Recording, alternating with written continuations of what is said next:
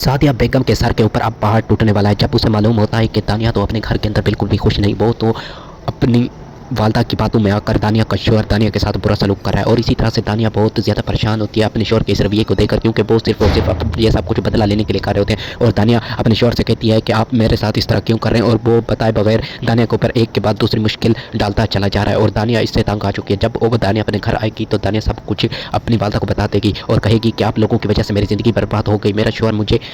ज़िंदा ही नहीं देखना चाहता, वो तो मुझसे बदला ही लेना चाहता है। और इसी तरह से सादिया बेगम को अपनी गलती का एहसास होना शुरू हो जाएगा और नियाज़ अहमद कहेगा कि सादिया बेगम मैंने तुम्हें मना किया था कि मेरी बेटी की शादी जल्द ना करो, एक की हो चुकी है लेकिन दूसरी का सोच समझ कर फैसला करो, लेकिन नहीं, तुमने तो मेरी एक ही बात ही नहीं मानी। और इसी तरह से सादिया बेगम के ऊपर गम का पहाड़ टूट पड़ेगा। और दूसरी तरफ से अरबाज की वालदा असलियत दिखा देती है और सोनिया से कहती है कि हमें तो तुम्हें देखते हुए भूल हो गई, हमें पता नहीं किस चीज़ के लाले पड़े थे कि तुमको अपने घर ले आए। और इसी तरह से सोनिया को हकीकत मालूम हो जाती है कि ये लोग मुझे अपनी पसंद से नहीं लेकर आए। और दूसरी तरफ से अरबाज जो कि सोनिया को पसंद करता है वो उसका हर हाल में साथ देगा और इसी तरह से सोनिया की ज़िंदगी